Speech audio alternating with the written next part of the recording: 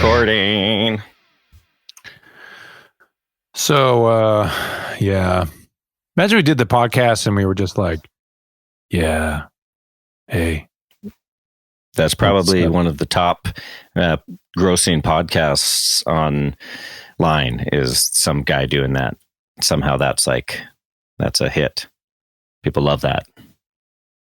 Yeah. What was that scientist's name from that TV show back in the day that had that and then did some commercials about dry eyes? Oh, and he had his own game show too. Ben Stein. Ben Stein's funny. Bueller,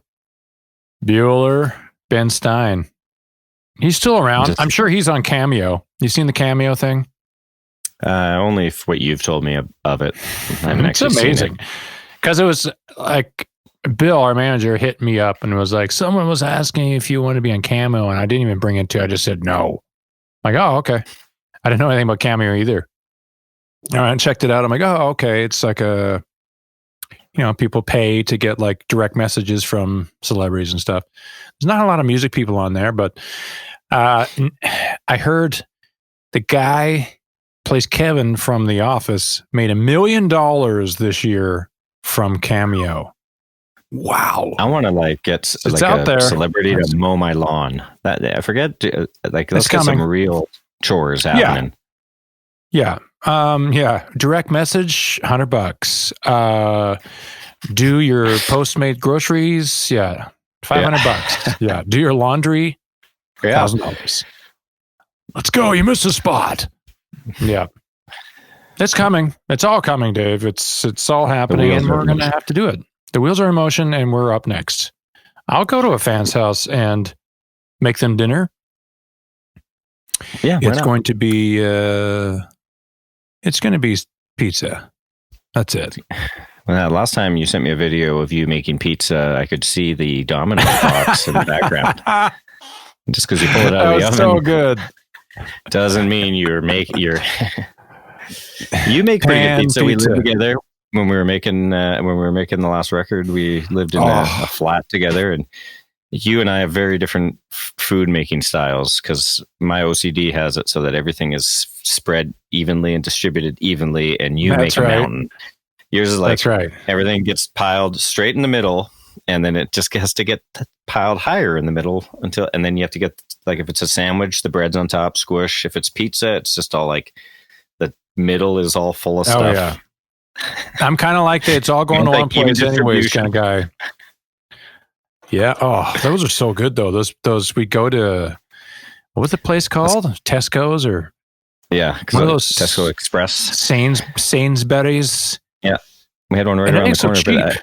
You get the chorizo, you get a chunk of chorizo. Oh, so good. Then we start borrowing each other stuff. Like, hey, can I put some of your chorizo on my pizza? And you're like, yeah, sure, go for it, man. Yeah, it was good. Community good chorizo, times. Man. Community chorizo. Those are the days. Remember when we could leave our house? Yeah, that was good. Did you remember when we could leave our house and we stayed at another house in a different country? Yeah, exactly. Just in a different city. But the place we stayed in London when we recorded our album last time, there was a ghost, right? Wasn't there a ghost? Did we talk about the ghost? I don't think so. We talked about it with each other a couple times. I thought that you did something, or I asked you in the morning, be like, did you come out of your room last night? And yes. You'd be like, no. I'm like, I swear I heard something. There was you saw something. You were outside on the deck and you saw someone walk past or something. Then you thought it was me, and I wasn't even there. I came outside. You came back from the gym. You came back out from the gym or something. Yeah. Something weird. I was like, what? No, that wasn't me. Yeah, it's ghosts. Do you believe in all the ghosts? You believe in ghosts? Yeah, I do. I believe in everything. A great guest would be Dan Aykroyd, because I love Dan Aykroyd, but Ghostbusters. But he's actually has a massive connection because his whole family did whatchamacallits when he was a kid. Where they all sit in a circle and stuff. Seance. They do seances and stuff. So he grew up in that. He's like, oh yeah, we were in Crazy. the bar and we had seances, and he's seen aliens and stuff. He says he's seen like UFOs and to come down and look at him and stuff. I'm like, what a great guest that would be. Yeah, that sounds perfect. Season 2 of Band Beating Pie, and of course, well, that's all massive. When we were making the record, that's all we did is watch ghost shows and Sasquatch shows, and we watched the Sasquatch movie. Remember, it was so bad. It was like zoom in. It was a paper mache head. We're like, man, we were kind of disappointed. Remember? What else could it be? I like that guy though. It was funny. What was that called? I don't remember. He was pretty good. He was crazy for sure. The ghost. What was the show called? We watched like so many episodes, and one had Post Malone on it. Remember, they left him alone in that place. Oh no, you cut out there for the whole last 10 seconds. What was that show called? The ghost show we watched a ton of. The Ghost Adventures. The Ghost Adventures. Yes. Is that it? Zach? Yes. With Zach? Yeah. Something. Zach, not Zach Braff. Zach Attack. Zach, and remember they had Post Malone was on an episode. That's right. Post Malone was on that one episode. It was cool. So good. That's such a good show. But yeah, they'd always have that one guy that they'd force him to go in, and they have to like sleep overnight, like in an old abandoned hospital or something, and they force him to sleep alone. The poor guy would wake up and get attacked by ghosts. Such a good show. When you're thinking there's ghosts around you, then there is. You ever like think there's a ghost, and then so you start walking out of the room, and you get all these shiver up your spine because you started thinking it was a ghost, and so it is. Oh man. Well, we had the house that I grew up in. I never saw anything, which is kind of sad. I wish I did. My parents and my sister all witnessed like some crazy ghost stuff. My sister still says she sees things, and we had dogs, and the dogs would go to the spot in the basement and stare up at a spot and sit. I never witnessed any of it. My sister said it was really creepy, and then we had an alarm go off all the time in our house, and the alarm, has areas of where the alarm was triggered, and the alarm was in the basement in the area where the dogs would sit and look up. It's like one of those sensors where the movement sensors. So it's creepy stuff. This has nothing to do with our podcast this week, but that's what we do, man. That's what we do. I know. I love it. It doesn't have to have anything to do with it, because when you talk about ghosts and Bigfoot, that's entertainment. And it's reality because it's all real. And it's reality too. Well, I was going to say, when you kept saying, well, I never witnessed it. I was going to say, well, the honest ones never do. Oh, well, I mean, I love it. What's the astrophysicist's name? Tyson? Yeah. Neil deGrasse. Mike Tyson. Close. Yeah. Neil deGrasse. He said, because, he talked to an astrophysicist about non-science things, and he had a great perspective of things. He says, look, there could be a planet with unicorns on it. We don't know. I can't disprove unicorns. And I thought that was a great kind of thing that he said. He's like, yeah, you can't say, oh, there's no unicorns. Like, well, until we can't disprove it because we haven't found one yet. So I like that.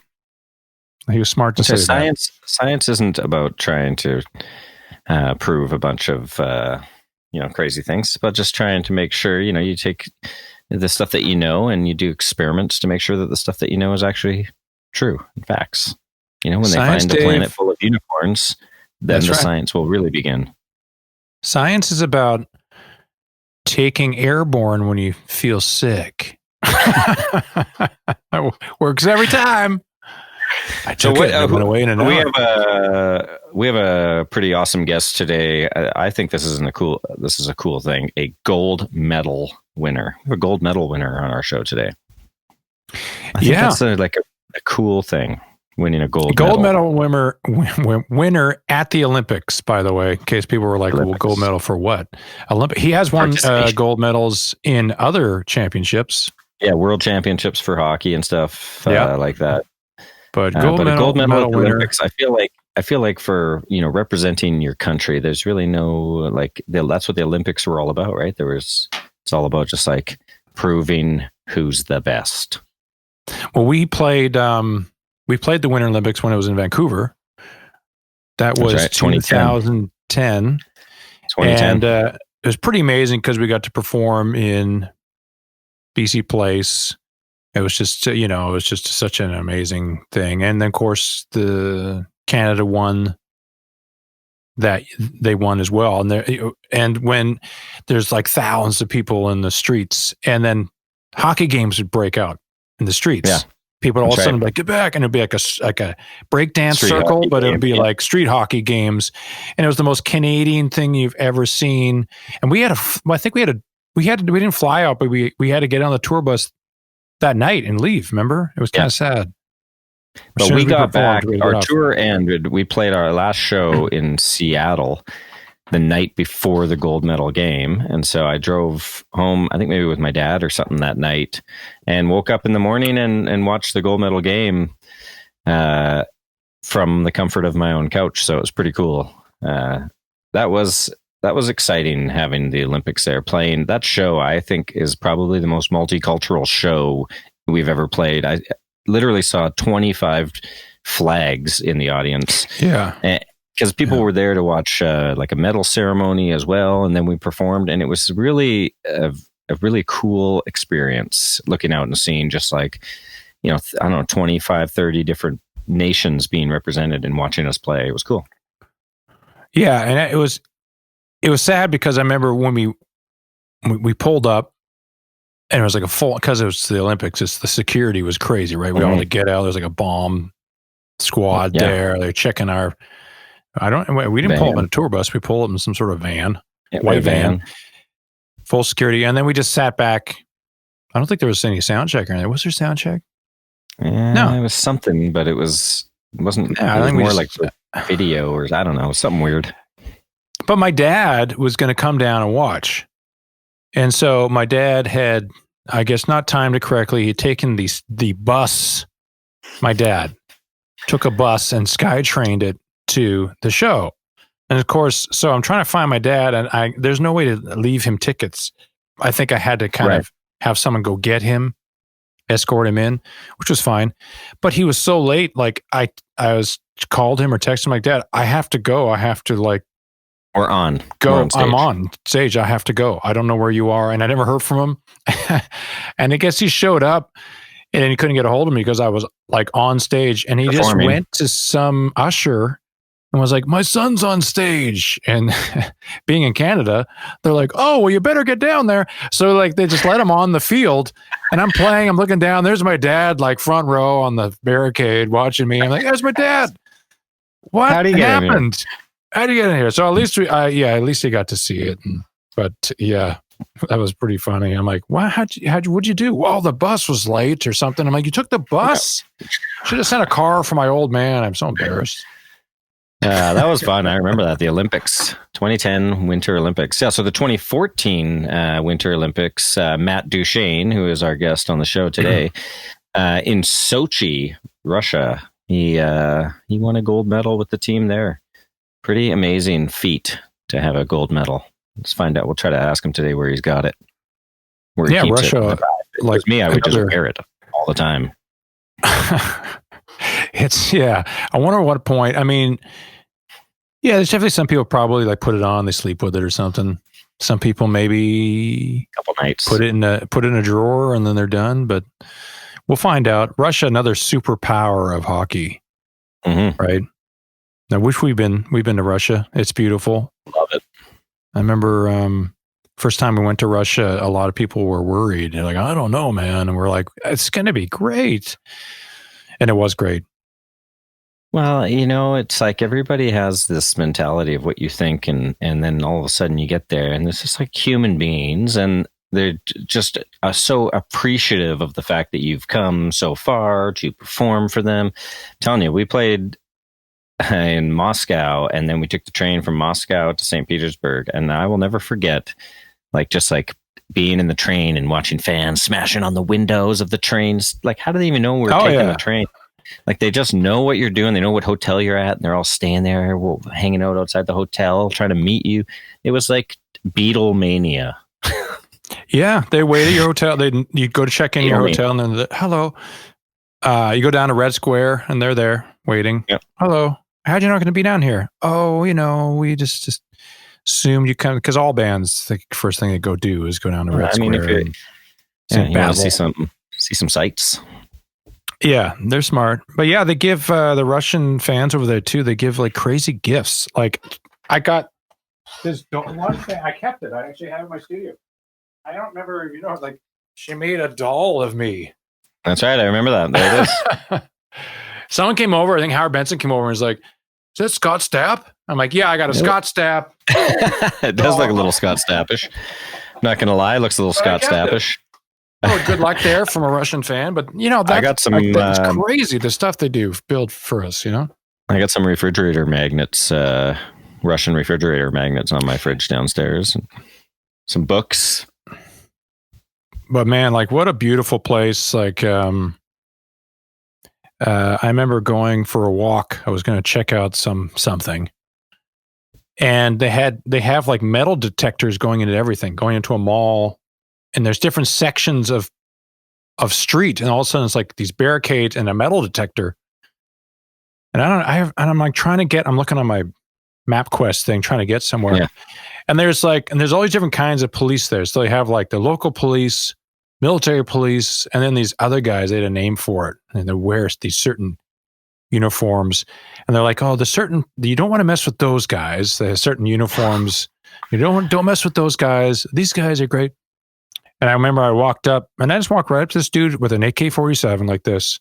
And I walked right up to him like, hi there, I'm trying to, and all these people were trying to like get through this metal detector to go to some other part of the city. It was just like in the middle of this road. I'm trying to get here. And he didn't know any English, but he's like, he's trying to like direct me to, he's the nicest guy. It's just, I think a lot of people would be so afraid to even go up to a guy with an AK-47 and be like, hi there, I don't speak any Russian. Can you, try to find the Starbucks. We flew to Moscow that one time and it was a full blizzard. It was a full-on snowstorm blizzard. And we got to our hotel.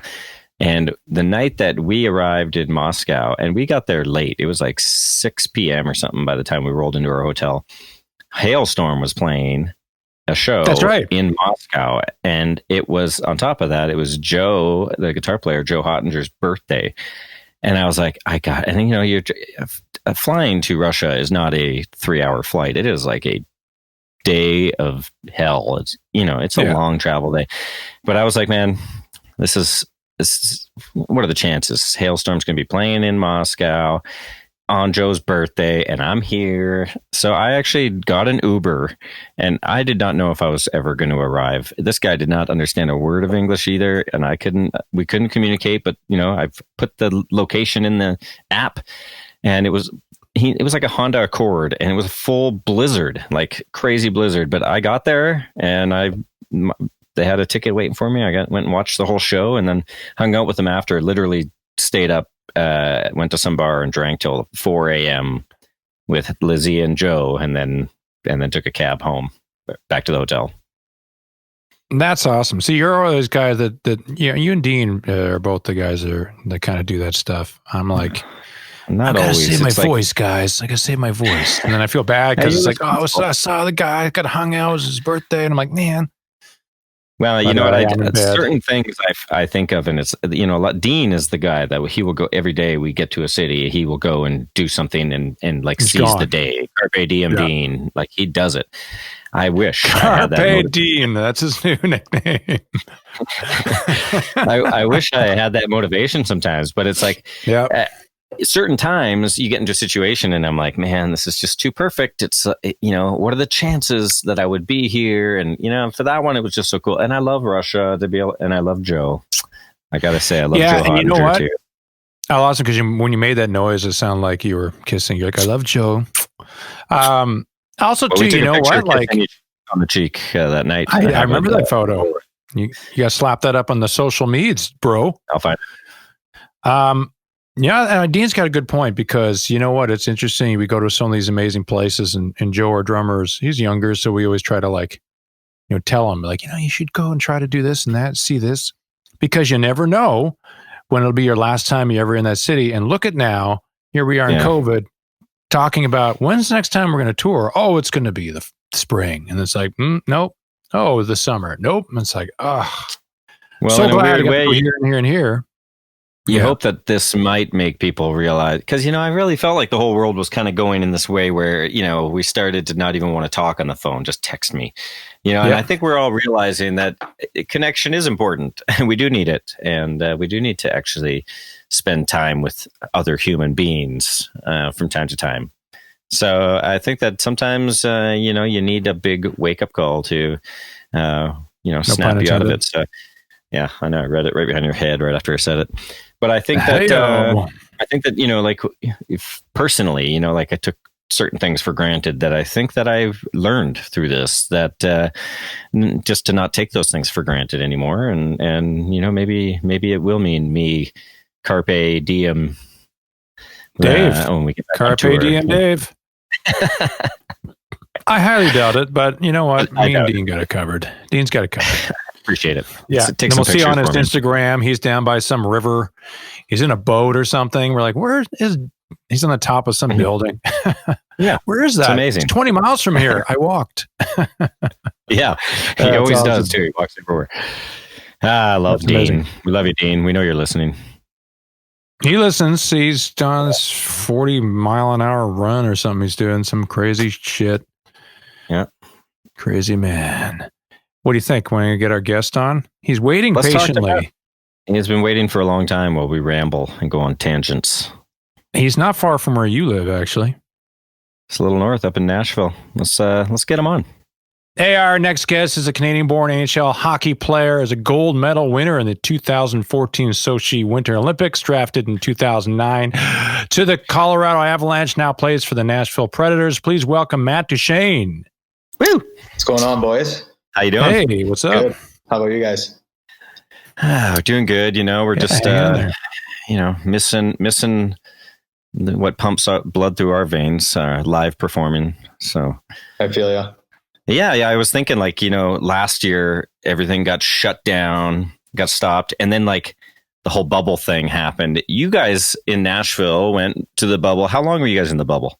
We were 12 days, unfortunately, and fortunately, I guess. Yeah, it was a little short. Unfortunately, we would have liked to have been there longer. Once you're there, you're like, okay, obviously you want to be there for the long haul. But yeah, it was interesting. Obviously, guys with kids, it was tough and very weird. Didn't really feel like NHL hockey. It felt like kind of an international tournament type thing. So it was kind of weird. I'm sure the longer guys were there, it felt more normal. But yeah, it was interesting. Well, I wonder that because we, as with us when we tour, they're usually like 6 weeks at a time or something. And then of course we talk to like pro hockey players. There's road trips, and they're like, a long road trip is maybe 2 weeks long, right? Like that might be the longest road trip or something. So I kind of was starting to see, people getting there, and it was getting to the point where it was like 6 weeks in the bubble. And I'm like, man, now these people are at the point where they're seeing what we see when we go on a tour, and you're at that point. I wondered, like, for these people, you get to the point that, you start to sense it's getting near the end. You still, you start picturing home, your family. Yeah, it's tough. I can only imagine what it was like being in the bubble right to the end.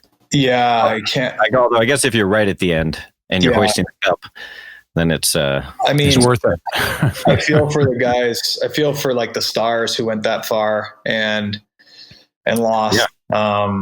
They probably were. I know I was kind of screwed up mentally for a bit after it, just because like, what the hell did we just do? Right. I can't even imagine those guys who, sacrificing the summer's tough, time with family and friends. And obviously we were all locked down for so long. So it's like, okay, we finally get a little bit of freedom. And then it's like, oh, okay, we're going to go into this hotel in Edmonton and just, you know what I mean? Like, as much as we all love hockey and love to compete for the cup, it was a very different experience, and it didn't quite feel like what we, grew up, wanting to do and everything like that. And, no crowd. Yeah. Once you're in there, I mean, you lock in and it doesn't really change the way you play or the way you think or whatever. But at the same time, it's, I can't imagine being those guys, if you didn't win it, it's almost better maybe to lose out early in that year, as funny as that sounds. But I'm really excited about this, the season starting up here. And I think it's going to be a really cool season, even though we only play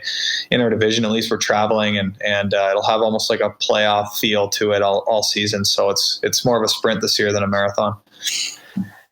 Could be a lot of rivalries formed actually this year that carry on for years to come. In a weird way, this sort of shortened season where everybody's just interdivisional, it's probably gonna just end up making the next 10 years of hockey a lot of fun for. It could, yeah, I could definitely see that for sure. I wouldn't be surprised if we adopt more of this 2 games at a time thing. I think the owners are going to like how much money it saves them, and as players, it's kind of cool because you can kind of lock in for 2 games at a time against one opponent. Where normal season, you're December, January, February, you're playing every other day, especially in those months. Obviously, that's when the schedule really heats up, and you kind of you're playing nonstop, and you get a team that comes in, that plays one way, and then you get a team that comes in, plays another way, and different conferences, divisions, everything. And it's kind of like you're flying by the seat of your pants a little bit. And not this year, we'll be able to really lock in, and for coaches, it's easier to prepare. And, I could see us definitely going more to this model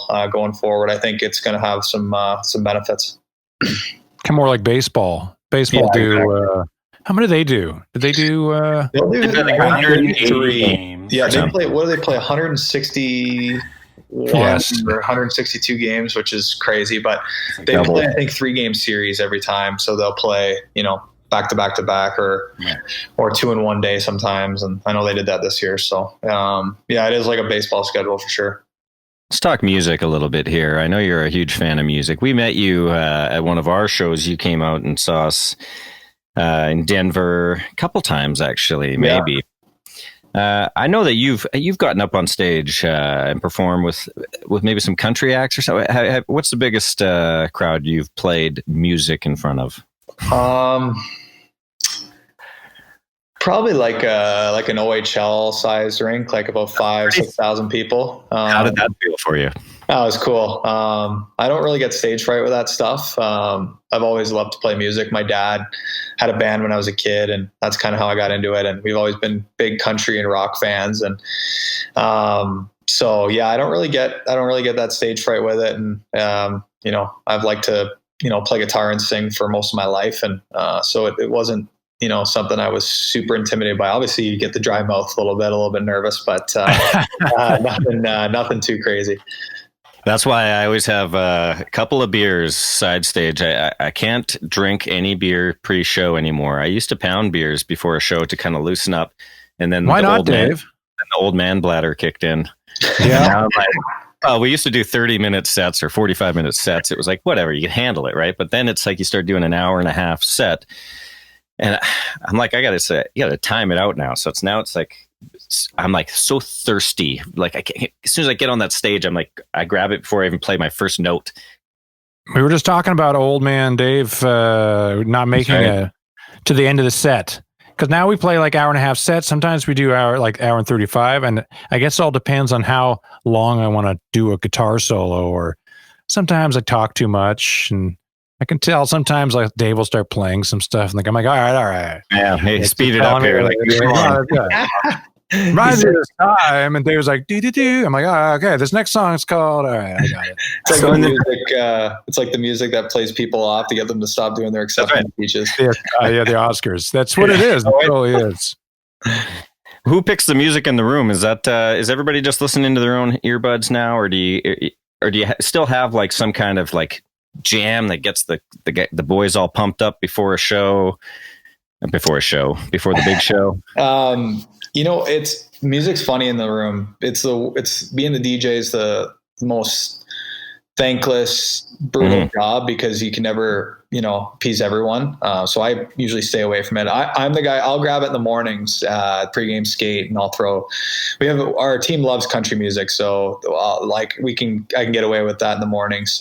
This game gets closer, I don't want anything to do with the iPad, because I'll I don't know as much of the more upbeat stuff. I would be, if I was going to be putting on some more like heavier stuff or more upbeat stuff, I would definitely go more rock than some of the other stuff. But I do like what gets put on, even some like the, you know, the house music or like the rap or whatever, hip hop. I just am not, I don't have my finger on the pulse in those genres. So I don't know the new current stuff, but, there's a bit of everything going on, in the room. I've been on some teams. I hated everything that got played. And, thankfully here, the guys that run it do a good job. For my taste, I'm sure there's some other guys that would disagree, but, I like most of it.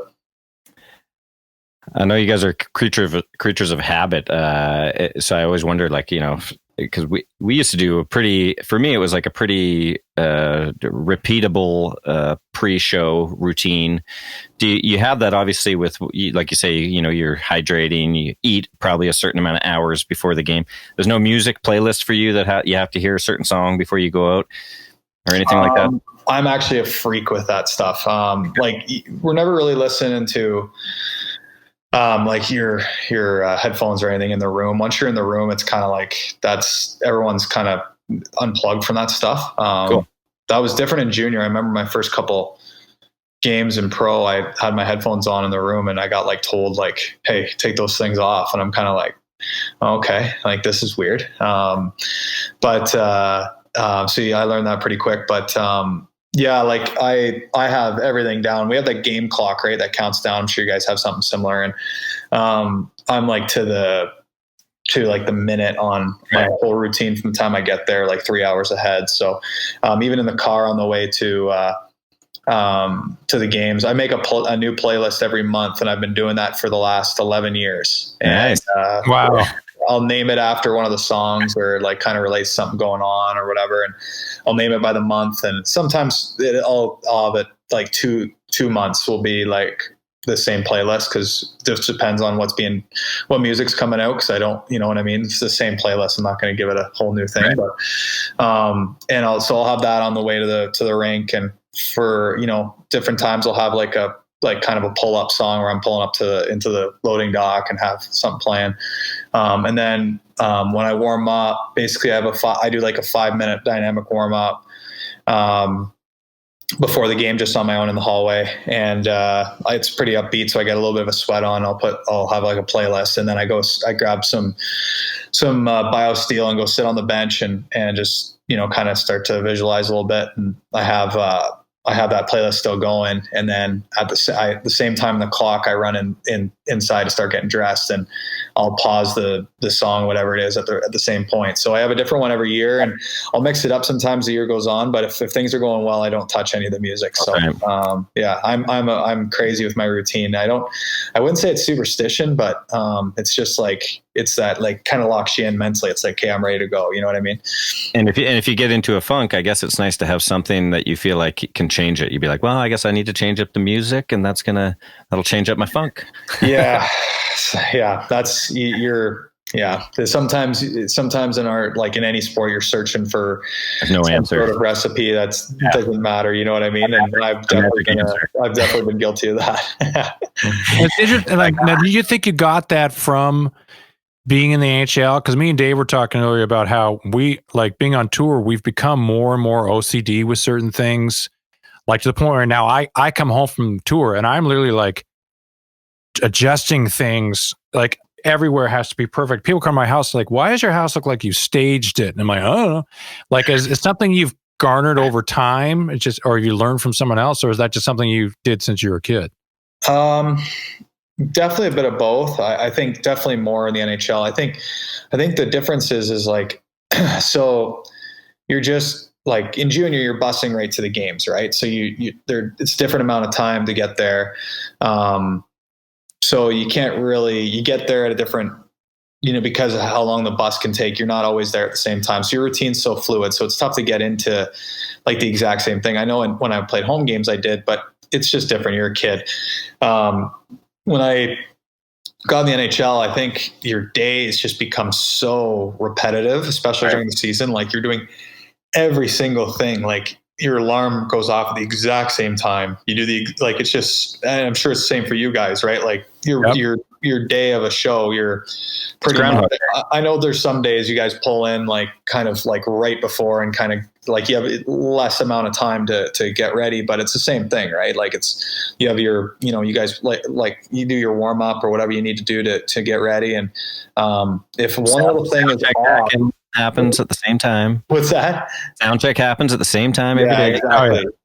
Yeah. So, you know, like, and I'm sure you guys are the same. If something happens like that's kind of off script, it can throw you. And I think that's where I'm different now is I almost try to not put as much stock into that routine, because like I have to just go out and it doesn't matter what's going to happen. I remember a couple of years ago, it's my first preseason game at home, and it had been a while, and you forget kind of your routine, and I totally misread the clock. Like I thought I did something at this time, but I think it was 15 minutes different. So I'm sitting there like on the couch. I haven't even done my dynamic warm up yet in the lounge, and one of the boys comes in with like his gear like on, and I'm like, holy, I have to be out for warm up here in like 15 minutes.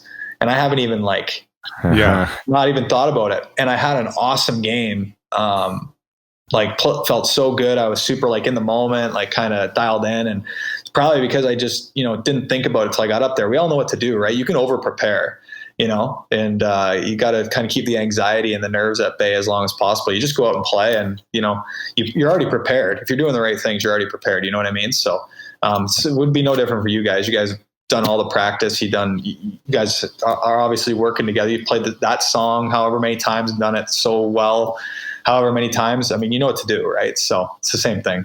It's the muscle memory. I always joke that I won't screw up. You know, I could take a month off and then get on tour. I won't screw up that first show unless I start thinking. Yeah. And if I actually start thinking about what chord I need to play, then I will never figure it out. But if I literally erase my brain and just enjoy and just let it happen, then my body will just remember and play, and I don't even have to think about it. But I mean, I'm telling you, sometimes you start thinking and you're like, what are you doing? Don't think. Yeah. Don't I can see think. that. It's like you got a few beers at the fire and you're all of a sudden you're like, geez, do I sound good because I'm half in the bag, or no, I'm just loose, baby. I'm just feeling it right now. Some good Canadianisms in there. Yeah. Half in the bag. Yeah. Well, that's like, I'll be on stage and like I tell the guys, I'm like, I can't look at someone. If they're singing back to me, I can't look at them because I will start singing whatever they're singing. So if they're singing the wrong lyrics, I'll be like, what? And it's the worst. So I have to turn away, and like sometimes you'll do like the blurry vision thing where you're like kind of cross your eyes. So it's so silly, but I literally am like Will Ferrell in. It's like the people that tell Anchorman. It's like, he will literally repeat anything you say if you sing the wrong lyrics. I am just the worst. Yeah, I can totally see that. I'd be the same, I think. And then you probably get pissed because they're singing the wrong lyric, and you're like, "Hey, don't come to my show and sing the wrong word." Don't you even know the words? Don't you even know the words, bro? A lot of them don't. It's pretty good seeing them trying to or some people want to sing along, and they're like, and they say it after you say it. They're trying to almost like catch up. But I'm getting worse. Sometimes I started taking some. The THC CBD stuff, not for any reason other just for fun, before a show. So I'll get up there and it does stuff to your memory where I'll be up and I'll be in the middle of a song and just be like blank. And the guys are playing, they're looking at me and I just forget a whole line. And I'm just like, sometimes I'll look at the microphone like there's something wrong with it. They call it the Vince Neil, though. You just got to turn the mic to the crowd. Vince Neil, man. Just Vince Neil. The line, just turn it to the crowd. You didn't forget it. You just want them to sing it. What is going on? That's a good little hack. I like that. We did a couple tours with Motley Crue, and those guys were pros, man. They knew what they were doing. That's pretty cool. There was no thinking going on there. Did you guys find you guys are both dad? Are you guys both dads? No, Ty's not. Ty's not. Okay. So I found Dave, and you can tell me if when I had my son, I had like the best memory ever. Like I could remember like songs, especially with music. Like if I heard a song in 1996 in my dad's Bronco, like I could hear it and pick up the words. And then like now I'll be playing with my, whatever, I'm in the living room or just playing at the fire or whatever. And I've heard this song 1,000 times and I know all the words, but my brain, it's like my brain doesn't have enough room in it anymore because of kids. You need someone to give you that first word. If you just hear the first word to that verse, you'll know. Isn't it weird? How did that, like, why does it affect our memory so bad? Totally, kids. I would like to say, it's hormonal, but we have no connection to the baby, so it's not hormonal.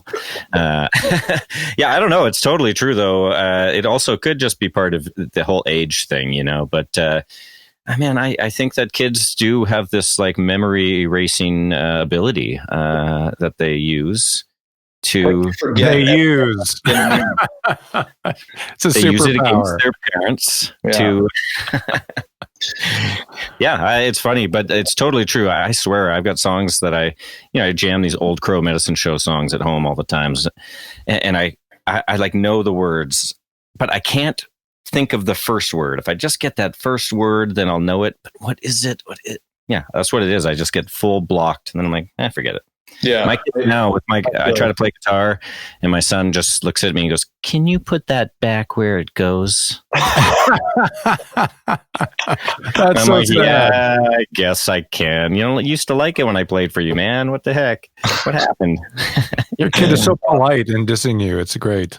I wanted to talk. You brought it up, the Bronco. I love this because you just recently got a Bronco. Your dad had a Bronco? Yeah.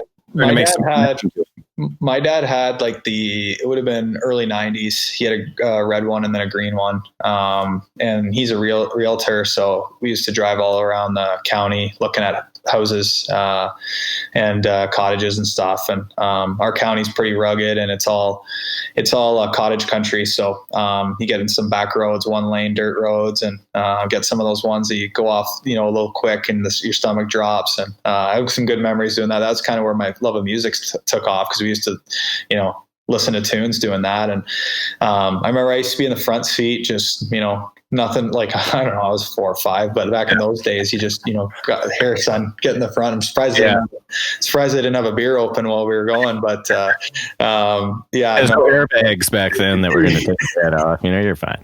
Yeah.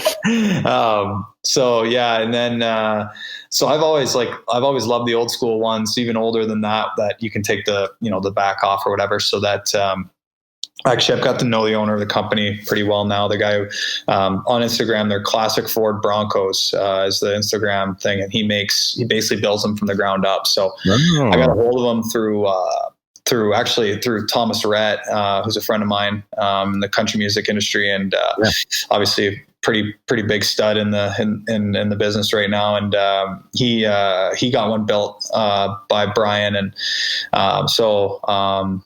I've been wanting one forever. So when I signed my deal here in Nashville, I'm like, it's a perfect place to have it. And I love it. It's great. I wish I could probably be out in it today. It's warm enough here, but it's pretty great for flying down the highway to the rink in the fall and in the spring for sure. It's probably an 8-month vehicle around here.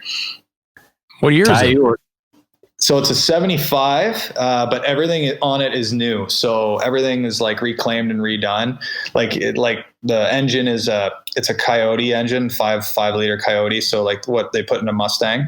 Mm-hmm. So they just tune it down a bit because it would have a little too much torque for like the body or whatever. But it goes. It's super easy to drive. It drives like kind of a mix between an old car and a new car. So it's kind of like you get that authentic feel, but you're also not like, please God, don't break down right now. You know what I mean? Yeah, you don't have to. Yeah, exactly. So you're not just absolutely trying to crank it over like that. So it's good.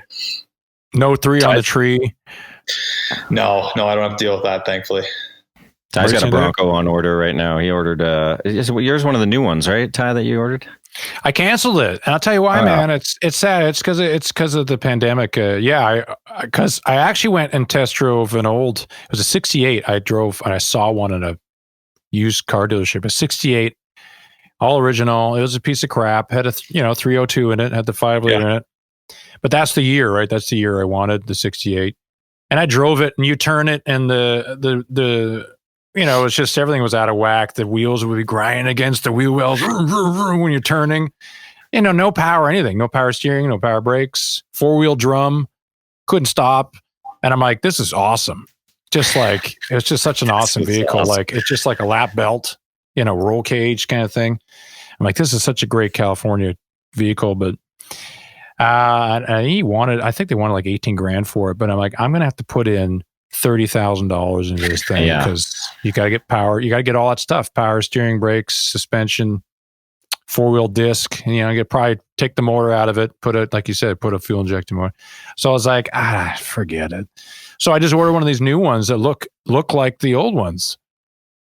And they just sent me an email saying they're back ordered now to maybe 2022. So geez. The new ones look awesome. They're pretty they look cool. I'm a fan.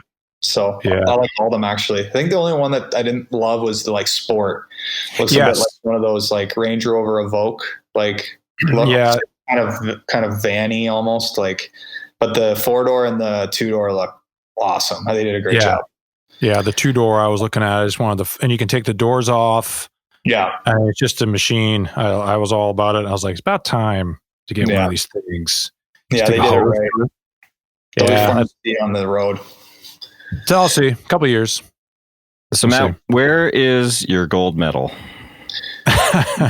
It's so I got a case made for I've been lucky enough to win a few with Canada. Obviously that was the big prize, but I had a case made by a memorabilia company I'm partners with, and basically it has pegs that you put like the ribbon around, kind of like cool. And you kind of hang them all up. So I got like a room at my cottage where I've got like all my jerseys and stuff, and from all the different teams, and so I got it. I have it there, and then when I leave, I get my parents to take it and stash it away for me, keep it safe. So your cottage looks like paradise. I remember I guess when you were building it, you were posting pictures here and there.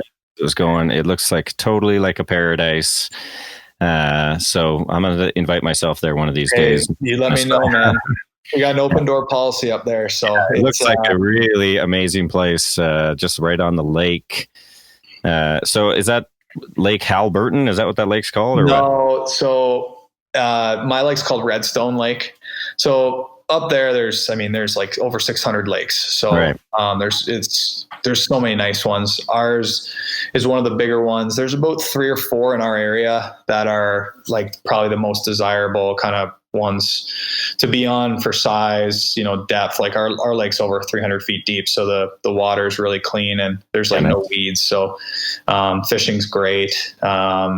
It's really nice. It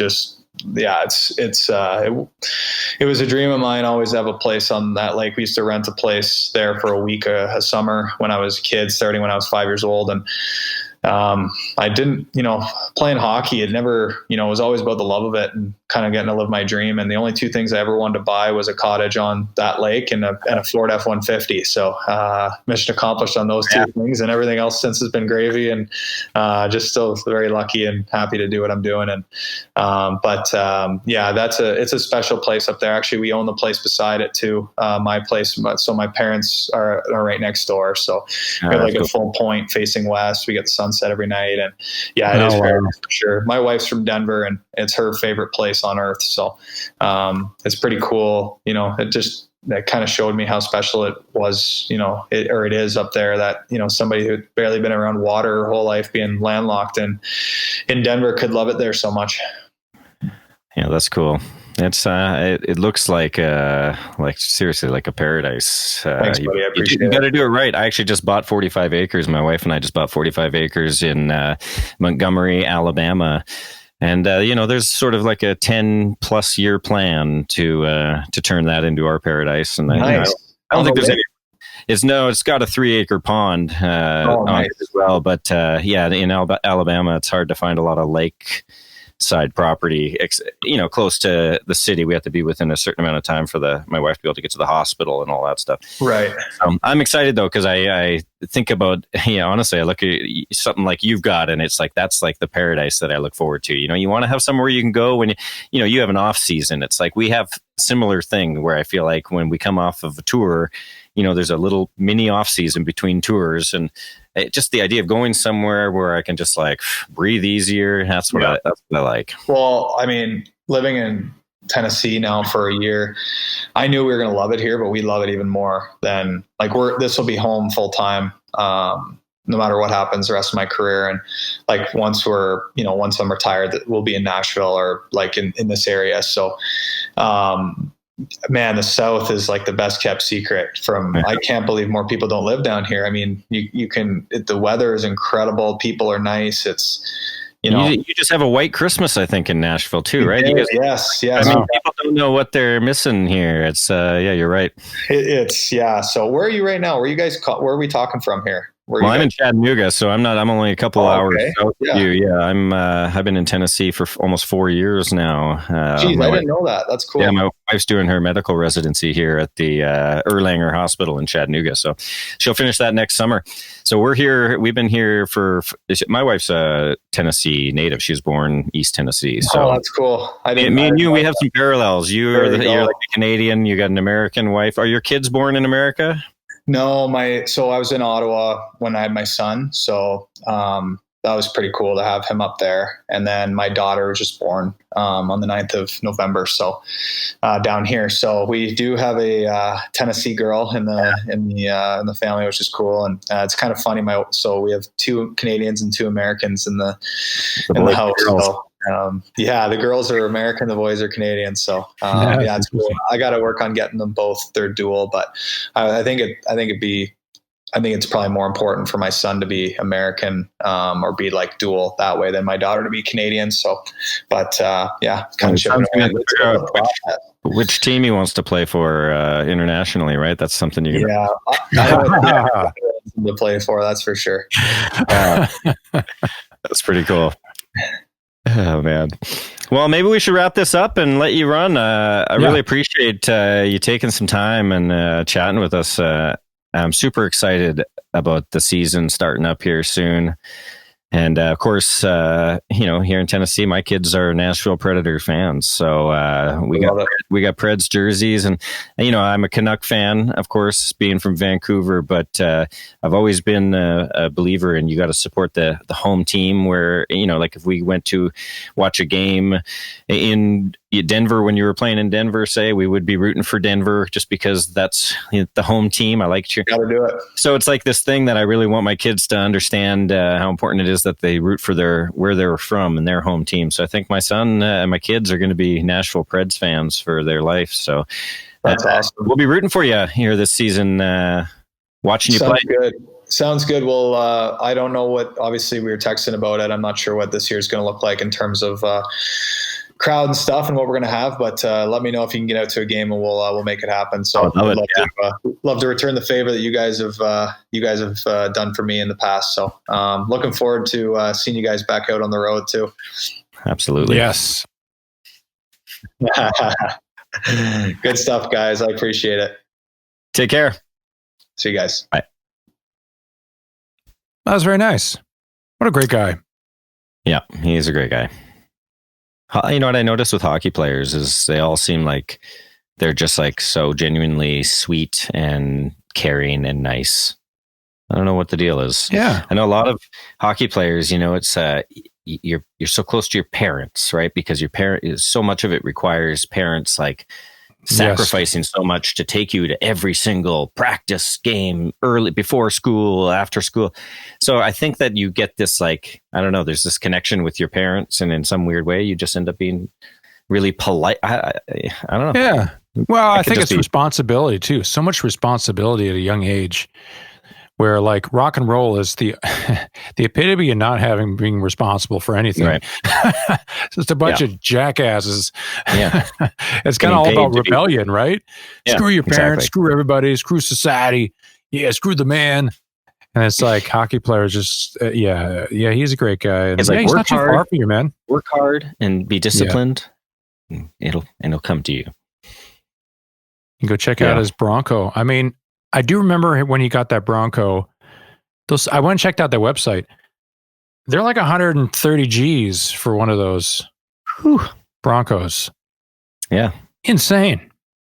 but they're probably bad. On the Coyote engine in it, the thing is just insane. It's like driving a Mustang with it as a Bronco. It'd be cool. Got to tune it down a little bit. Yeah, tune it down because the thing does a pop a wheelie. I love it.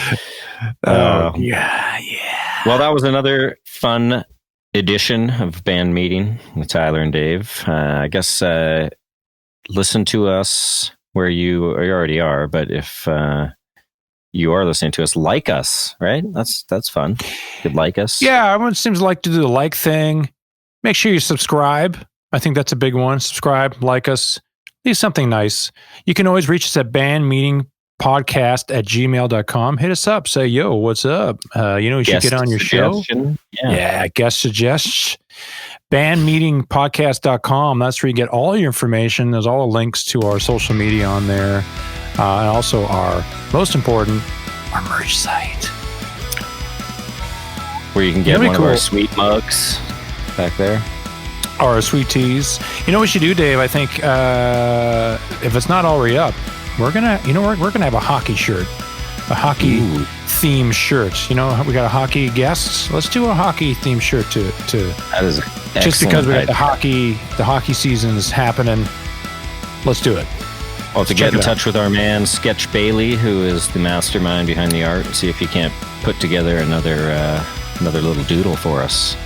Oh, awesome. Yeah, check him out on Instagram, Sketch Bailey. And other than that, thank you so much for listening, and we'll see you at the next one. Bye-bye.